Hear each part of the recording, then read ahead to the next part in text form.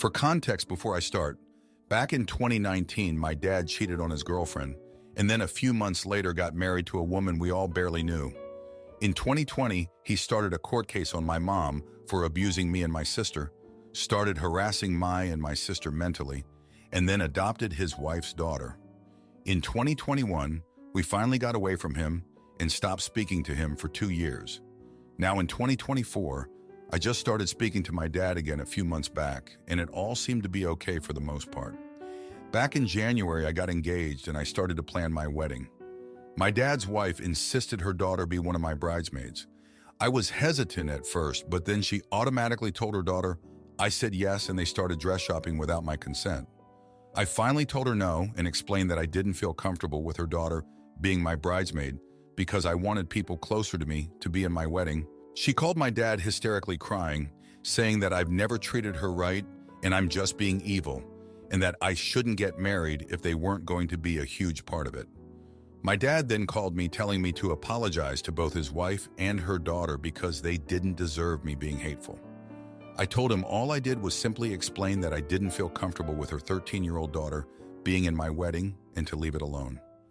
I hung up the phone and thought that was the end of the argument. But no, his wife then starts sending me dresses and saying so. Daughter's name is wearing this to your wedding. It's the same color as the bridesmaids' dresses. I went off. I reminded them of all the terrible things they had done to me and my sister beforehand and said if anyone needs to apologize, it's them, and if anyone will lose their invite to my wedding, it's also them. A few weeks had passed at this point and I hadn't heard anything. Until my dad then texted me and goes, "So I'm walking you down the aisle. What shirt color do I need?" I again reminded him that they were not in my wedding and told them they have lost their invite. He then told me to apologize to his wife and daughter because they had been looking forward to being in my wedding. I said no, they were never in my wedding to begin with. They did that to themselves. I hung up the phone, changed the date of my wedding, and never told them a single detail about the change of date. Present date, I got married on May 11th, 24, and I finally got a text saying, "I'm sorry you didn't want us to be a part of your big day, but it's ridiculous that you did this to us. We wanted to be there. You will never change. Have all the happiness you want." So am I the jerk, or is this self-explanatory? I feel like I'm not being a jerk, especially with all they have done to me and my sister. Tell me your thoughts. Now for a few comments before the update. Comment 1. Not the idiot. If anything, the mistake was letting him have any access to you after a history of abuse. I'm glad you had a wedding free of their drama. Comment 2. Not the idiot. Those people are no longer family because they treated you like that, and you should only invite people you like to your wedding. Now for the update. Hey everyone, thanks for reading my last post and for all your support. It's been a wild month since I last updated you all. So after I told my dad and his wife that they had lost their invite to my wedding, things got even more complicated. A couple of weeks later, my sister called me in tears. She said that our dad had shown up at her place unannounced, demanding to know the details of my wedding. When she refused to tell him anything, he apparently lost it. He started yelling at her, saying that I was tearing the family apart and that she needed to talk some sense into me. My poor sister was so shaken up by the whole thing. I was furious when I heard about this. I called my dad immediately and told him that his behavior was completely unacceptable. He tried to justify it by saying that he was just trying to fix things and that my sister should have been more understanding. I couldn't believe what I was hearing. I told him that he had no right to harass my sister like that, and that if he didn't back off, I'd have no choice but to cut him out of my life completely. Things were tense for a while after that. My dad kept trying to reach out to me, leaving voicemails and sending texts, but I ignored them all. I was just so done with his manipulation and guilt tripping. My fiance was really supportive through all of this, reminding me that I was doing the right thing by setting boundaries. But then, just a week before my wedding, I got a call from my mom. She told me that my dad had shown up at her house too. But this time, he wasn't angry. He was crying. Apparently, he had finally realized how much he had messed up and wanted to make amends. He told my mom that he was sorry for everything he had put us through and that he wanted to be a better father and grandfather. I was torn. On one hand, I wanted to believe that he had changed. I wanted to have my dad at my wedding, walking me down the aisle like I had always dreamed of. But on the other hand, I couldn't just forget all the pain he had caused.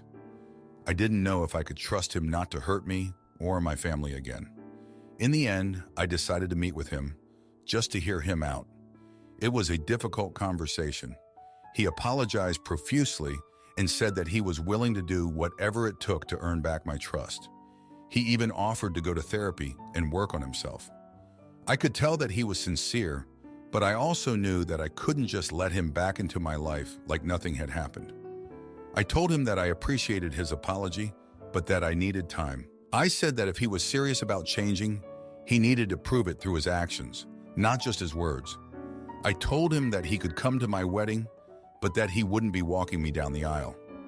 That honor would go to my mom, who had been there for me through everything. The wedding itself was beautiful. It was small and intimate, just the way I wanted it.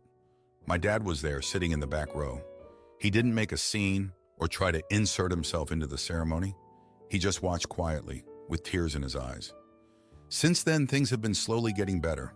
My dad has been going to therapy and really seems to be making an effort to change. We're not back to where we were before, but we're talking again, and that's a start. Looking back, I realized that my dad's behavior wasn't really about me or my wedding at all.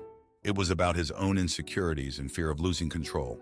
He had always been the one calling the shots, and when I started standing up for myself and setting boundaries, he didn't know how to handle it. I'm grateful for the support of my family and friends through all of this. They reminded me that I wasn't alone and that I had the right to prioritize my own well-being. It's been a tough journey, but I'm proud of myself for standing my ground and doing what was best for me. Anyway, that's the latest. Thanks for reading and for all your encouragement along the way. Am I the idiot for refusing to celebrate Mother's Day? For my stepmom after my dad remarried? I'm 16-year-old female, 16F, the youngest of my parents' 5 kids together. But last year, my dad had a child with his second wife. I was only 8 when my mom died and 11 when my dad remarried. Before Mom died, my siblings and I used to make her breakfast in bed, and we'd write her loving and silly letters and sing her songs. My oldest brother used to get us all together to do that, and it always made Mom so happy. After my dad remarried, he mentioned doing it again to my older siblings, and they were very clear that his new wife was not a mother in their lives, and they were not going to ever do it for her. Dad had hoped that my brother, male 17, and I would be more bonded with his wife and might do it ourselves. But we never did. And we never did anything on Mother's Day with her or Dad after they got married because he expected us to start doing stuff for her ourselves. But none of us saw her as a mother, and therefore we didn't celebrate her on the day. I have an okay relationship with my stepmother. I say stepmother out of basic respect, but like my siblings, I see her more as someone Dad is married to and not someone who is my parent or really a close family member at all. This disappointed her, but we all remember Mom, and none of us wanted a second mom.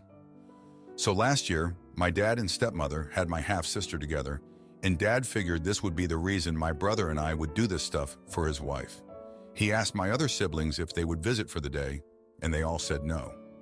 They actually said they thought all 5 of us should spend the day together if we wanted. Dad told them it would mean so much to his wife if they came to see her for Mother's Day this year, since it's her first one as a mother. And my 3 siblings didn't care. My brother and I accepted our siblings' invite, though, and that's when Dad sat us down and told us he had expected us to want to spend the day around his wife.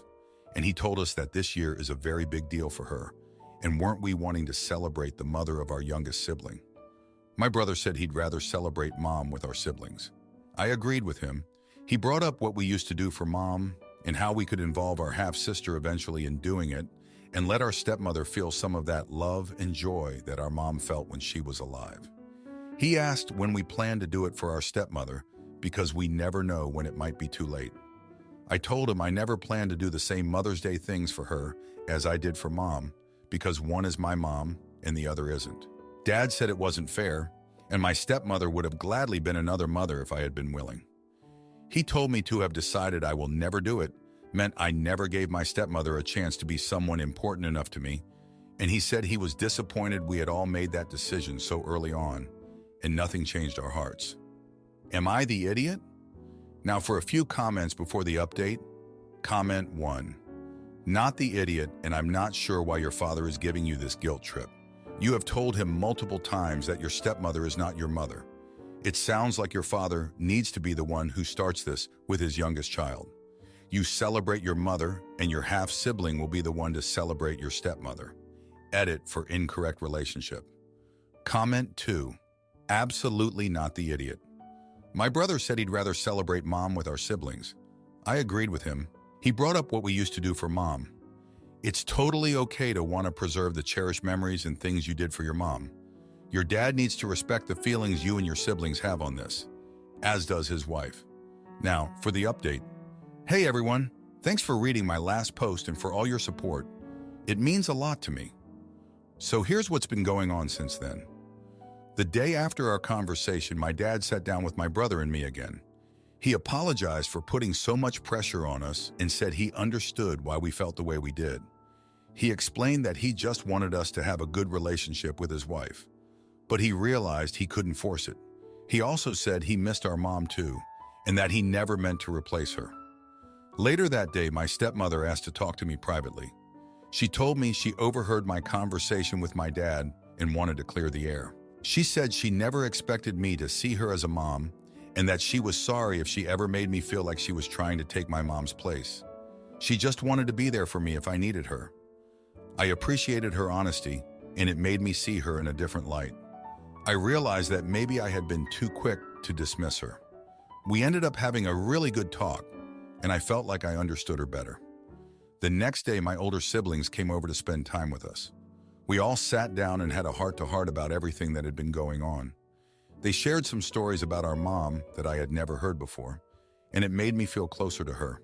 We also talked about how we could include our half-sister in our family traditions as she grows up.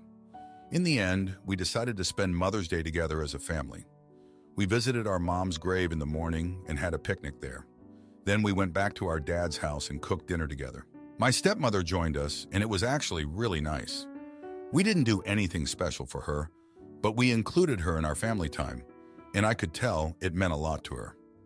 Looking back, I realized that I had been holding on to a lot of anger and resentment towards my stepmother without really giving her a chance. I was so afraid of betraying my mom's memory that I closed myself off to the possibility of having another maternal figure in my life. But I'm starting to see that it's not an either-or situation. I can love and miss my mom while still having a good relationship with my stepmother. I know it's going to be a process, and there will probably be more bumps along the way. But I'm willing to put in the work and keep an open mind. I'm grateful for my family, both the ones who are here and the ones who are gone, and I'm looking forward to seeing what the future holds for all of us. Anyway, that's all for now. Thanks again for reading and for all your advice and support. It really helps to know I'm not alone in this. Am I the idiot for turning down a bribe trip from my boss and confronting him with my coworker? My job is incredibly stressful. My boss is the reason why. I do all of his work for him. He doesn't show up to work for even a whole day in a given week and expects me to run his business for him. I've been doing this for 7 years now. The list of what I do for him is too long to list for Reddit, but it's been explained to me that I do the work of 5 different people. The pay is okay. I'm lucky to have my husband's income because I wouldn't be able to survive on mine alone. I've wanted to quit this job so many times, but I can't because my boss wants to retire and sell the business to myself and 2 other people, one of them being my husband. He works here too. The other person, let's call him Nathan, is someone we do not like and do not get along with. He only cares that he makes as much money as possible without doing any work. My boss emphasized he needed me on board because I'm essential to the running of the business, and that I didn't have to worry about sharing with Nathan because ownership would be split evenly. So my husband and I would have majority ownership to make decisions. Since the potential of owning the business is something we want, we've spent weekends and evenings coming up with business acquisition plans. And we've been doing the legwork to make this sale happen. So my boss took off on vacation for the past 5 months. I ran the office while he was away. When he came back, he decided that for my efforts, he would give me and my husband a trip. He wanted us to drive 6 hours to a location on Friday, stay the weekend, drive back on Monday, and be to work on Tuesday. Not much time off, and we'd pay for gas and food, but it was a nice gesture, so we took it and thanked him for it. Then we had an office meeting. He mentioned he's now decided myself and my husband are to be one entity for the purposes of ownership, so that we didn't have the option to overrule the authority of Nathan. So essentially, we would own 25% each, and Nathan would own 50%. It was a smack in the face. Not only have I worked my veritable butt off for him, so he can go on 5-month-long vacations and not worry, but my husband has been picking up the slack of Nathan's ineptitude to keep everything running as well. We've been the ones coming forward with all of the business sale ideas, and we've been the ones really trying to make this work. Because of that, my husband and I started to feel like the time off he was giving us was more of a bribe than anything else, to keep us around and accept whatever trash deal he put forward. We thought about it and came to the decision that we didn't want to go anymore. It felt dirty. I canceled the reservation for the place he was sending us and broke down in tears. This was going to be the first time off I've had in years, and I didn't realize how much it meant to me until now. My boss is angry and avoiding us lately because we gave his gift back, and now I'm second-guessing our decisions. It could have worked out. Maybe we made a mistake? Now for a few comments before the update. Comment 1. You're the idiot. So let me clue you in. Your boss isn't planning on selling anytime soon, nor to you. But if he tells you that he is, he can string you along, save tons of money, and go on vacation knowing you'll take care of it. Who wouldn't want that? Hey, Mary, gonna sell you my business, but I'm gonna go on vacation and pay you a salary that isn't comparable to how much you work. But if you quit, I won't sell to you, so stick it out. Yeah, so let's see that contract. Oh, there isn't one, but please take my word for it. Comment 2, not the idiot, get out. With you two gone, who's going to make his business work? Nathan, if you're in an at-will state in the US, the two of you need to walk out without training anyone, leaving any documentation about how to do things or notes about items up in the air. Either you both will find jobs with a significantly better work-life balance, or the owner will realize the error of his ways and come back with hat in hand. When he does, make it worth your while to go back. Now for the update. Hey everyone, thanks for reading my update. It's been a busy few days since my last post. After we declined the trip from my boss, things got even more tense at work. He started nitpicking everything we did and making snide comments about our lack of gratitude. It was clear he was trying to make us feel guilty for not accepting his bribe. But then something unexpected happened. Nathan approached us and said he wanted to talk. Turns out he's been feeling just as frustrated with our boss's behavior as we have. He confessed that he never wanted majority ownership of the business and was only going along with it because he felt pressured. We ended up having a long conversation about our shared experiences and realized we had more in common than we thought. Nathan opened up about his own struggles with our boss, like how he's been promised raises and promotions that never materialized. It was eye-opening to see him as a person rather than just a rival. Together, we decided to confront our boss. We scheduled a meeting and laid out all of our grievances, from the unfair ownership split to the constant manipulation tactics. It was nerve-wracking, but having Nathan on our side gave us the courage we needed. To our surprise, our boss actually listened. He seemed genuinely taken aback by how united we were and agreed to reconsider the ownership structure. We left the meeting feeling cautiously optimistic, but the real news came the next day. Our boss called us into his office and dropped a huge revelation.